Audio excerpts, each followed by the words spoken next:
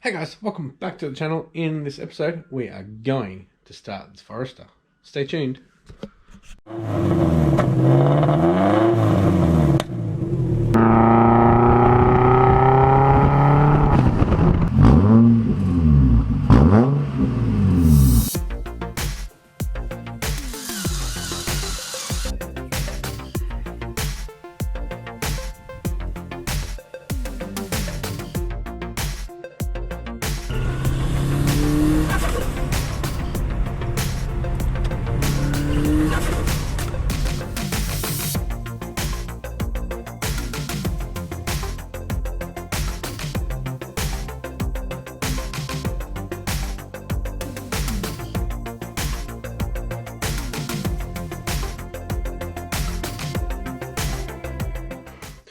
Thanks for tuning in, guys. If you haven't yet, please hit that subscribe button and hit that like button as well.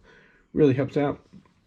Alright, so this episode we're going to get this car started. A couple of things we need to sort out is leaking fuel pressure regulator and the power to the starter. So either we run two cables or we do one big cable. We'll get into that a bit later. So we can get this jump off, because we know that's the issue with the battery being in the boot. It's draining too much amperage for the length of the wire. I thought I had some decent wire, but obviously the size difference between the power and the power to the starter are different. So I'm going to unbolt the fuel pressure regulator from the manifold. So it's a 12mm bolt, which I've spaced out so we'll clear it and see how we go. If you hear some weird noises in the background, I've got a helper here today.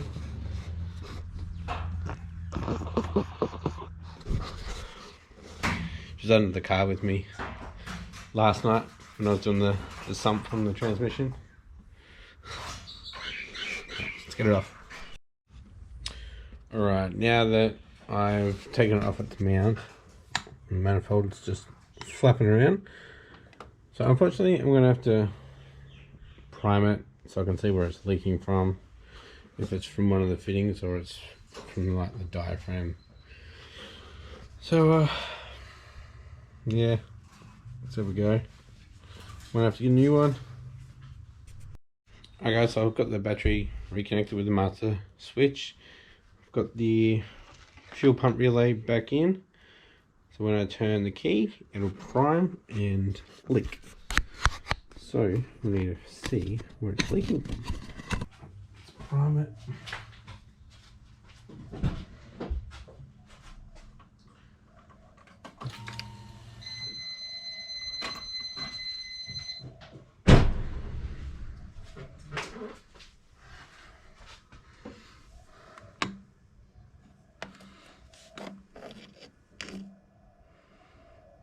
We got 5.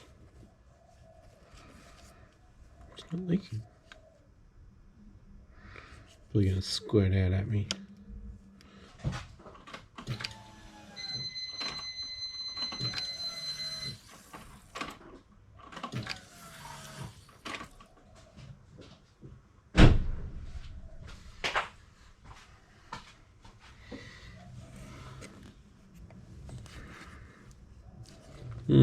Strange.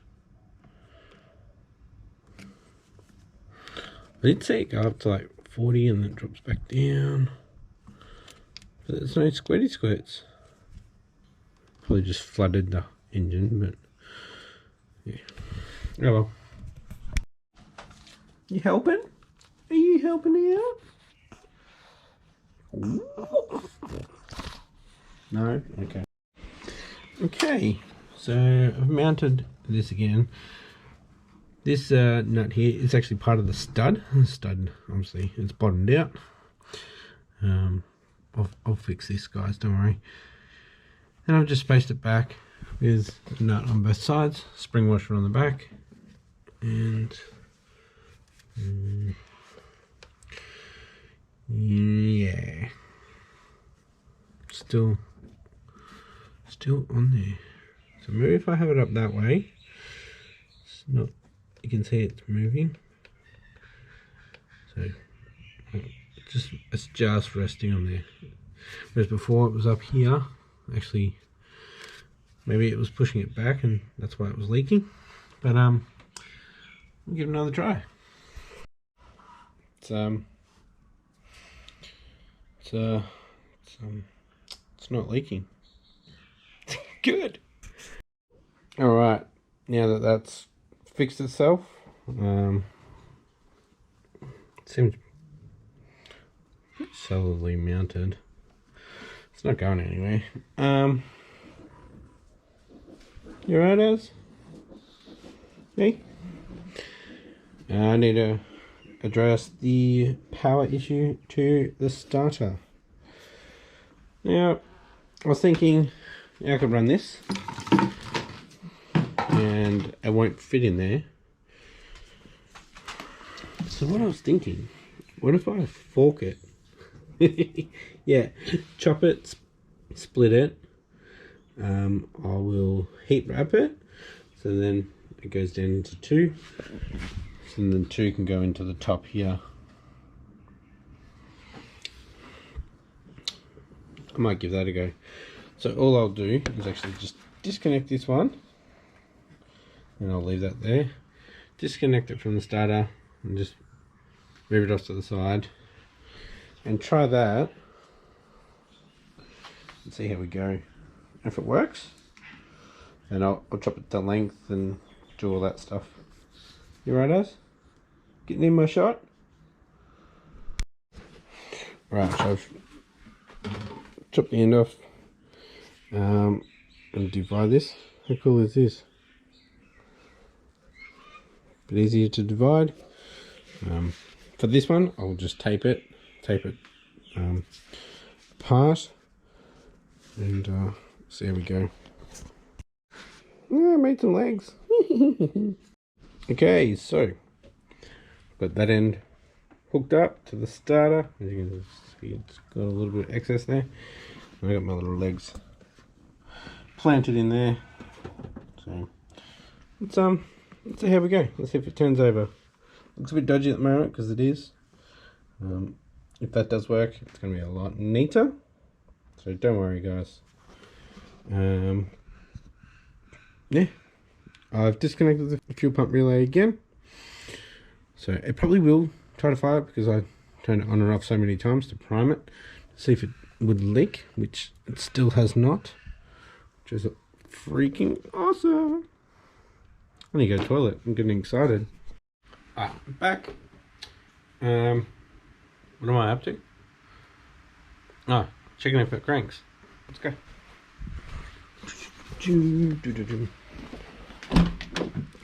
Just turn the battery on, so it's going to be loud. So I'll pause, come back. Alright, boys, crank it. Yeah.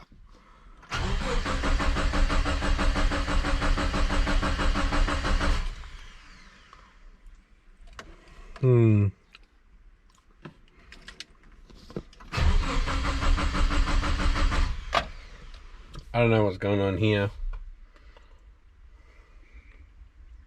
but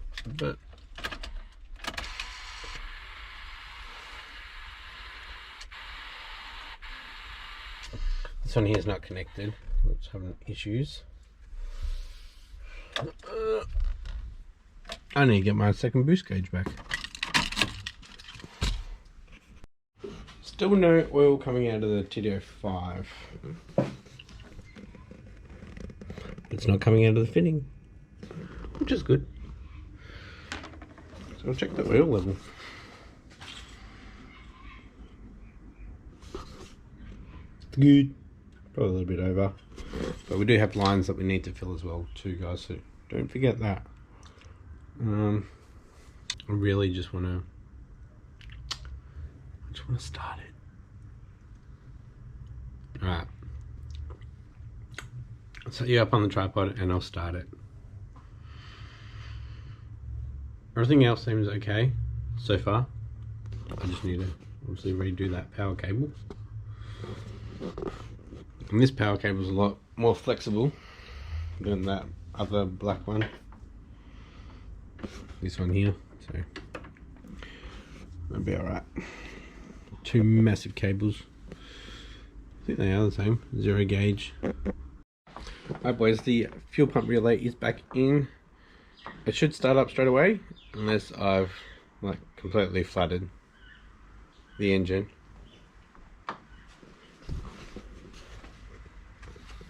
What you doing? It's raining. Right, I'll just stay out here for a bit.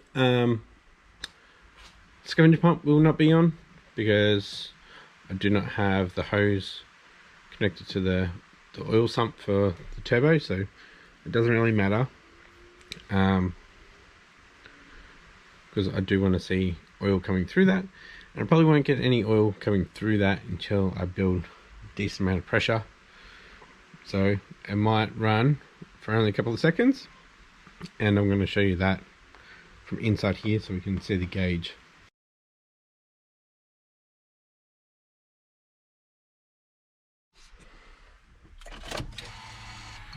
Fuel pump. So turbo timer isn't on, so we'll turn off straight away.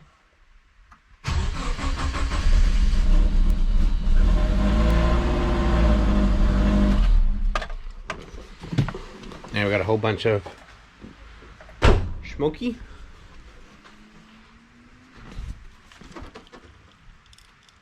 And we got oil. Yes! So I did see a lot. I don't know if it was coming out of here, because I forgot to put that in. Hopefully it wasn't from exhaust. But, well, yeah, we can see oil leaks now. So, looks like the top banjo bolt is leaking as well. As you can see, it's coming through along the center cartridge there. So, let me put you on. No, you work. Hi guys, inspection time. So, I do need to do that crankcase breather because that is probably a lot of it. If it wasn't that, it was probably my V-bands. But it was shooting straight up. You might have been able to see it, I don't know. But it shot straight up, so it was probably that. So I'll find that, wherever that is, and put that back into... I'll sort out the oil down here. Haven't checked oil on here yet. Nothing on the top.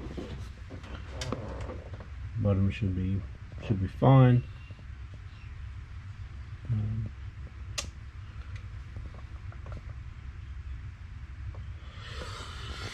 Alright, can't remember where I put that plastic bit. I swear I saw it the other day. I'll find it. I was looking for this piece for quite a while. It's another lost part that fell down the back of the bench. It's sitting with the K24. I guess it K24 wants to get in here and, you know, be a Honda. Alright, so the PCV is now hooked up again, and this little breather, this little chuff out here. I think it's only under boost though, so it'll be sucking into the intake while idling, so don't need to worry about that. It's not the best. That hose is cracked, which you probably saw.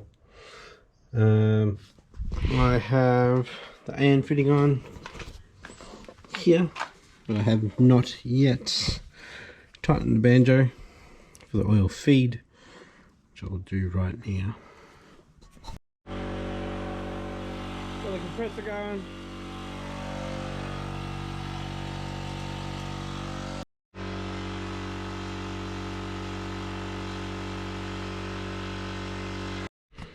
So I tightened up the banjo bolt for the TD05, and to get the oil off I'll just use some degreaser, and I'm going to use some air to spray off the degreaser.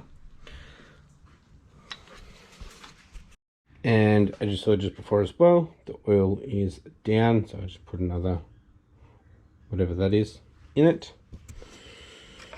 So that was on low, should be full.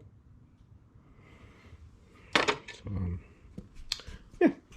Now that this AN line is on here, scavenger pump needs to be on. It's going to be loud now, so yeah. Let's see how we go this time. Just check the water, it's gone down, so I'll go grab some more and fill that up. Alright boys, I'm going to put you on tripod so you get a better view. I'll put you over this area, like here, and I'll start it up. So you hear the scavenger pump go on before it starts, and you probably see some chops of smoke here and there, and chitty chitty bang bang. I'll wind the window down first.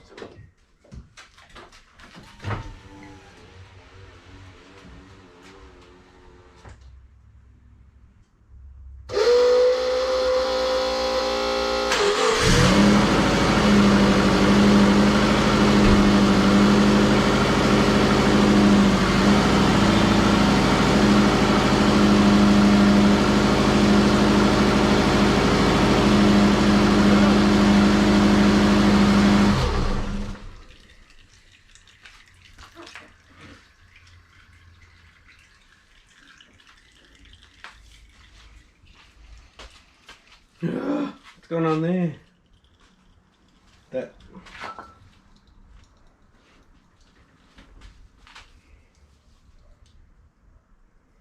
You see the GT35 spinning? Pretty sure it's the actual line onto the banjo. It's not tightened up properly. So give that a couple of cranks if I can. Tighten that up.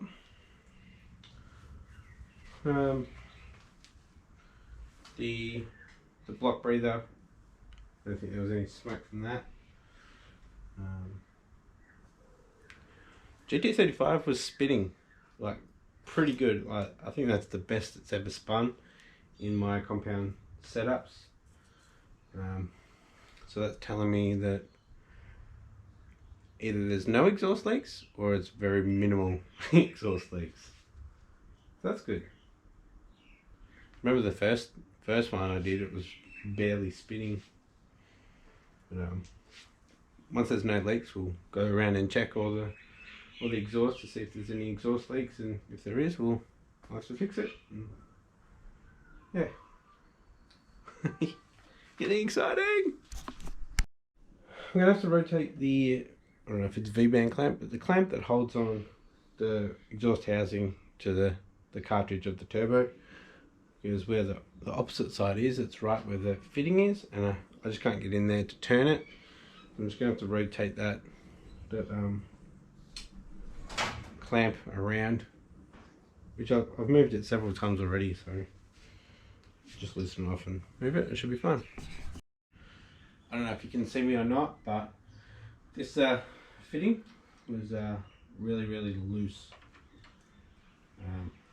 Like I just did it finger tight. So the AN side of the banjo hadn't even seated, so that's why it was leaking so much. Had to take it out because I couldn't tighten it while I was in there, and I didn't have a weird fitting. This line actually got made at Pertec. So it's close to a 14, but it's not, which is strange. But anyways, it works great when it's fitted properly. Alrighty guys, it's all tightened up, rotated the best way it can be as well, so the line isn't twisted. I'm going to probably move you around a little bit more so you can see the GT35 spinning as well. I'll get a light behind you so you can see better. Here we go.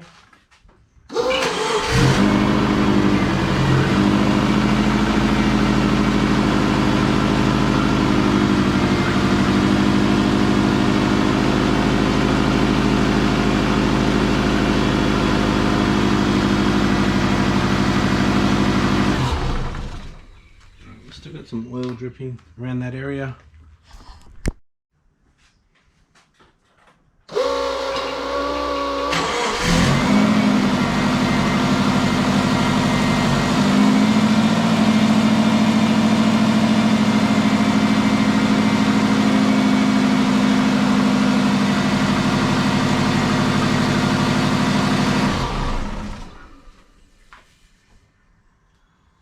We have water leakage now.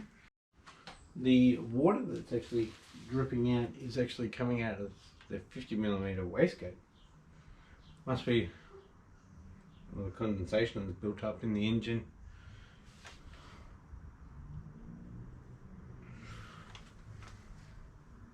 Keep looking. Trying different combinations of crush washers, and none of them seem to work. I've got one more combo to do. Then I need to get the battery back into the Skyline because I need to go pick up Marley because he's gone to his cousin's. So, yeah. Alrighty guys, you saw it. It started, it ran. The only problem is that banjo bolt. I need some crush washers for that, so the right size ones. And you just need to shorten this wire, and we are good once the fluid goes into the trans, and hopefully that's all good as well. If you like this episode, give it a thumbs up, and if you haven't yet, please hit that subscribe button. We've got plenty of awesome things to come with the compound turbo Subaru Forester GT. Stay tuned guys, some good things coming. Bye.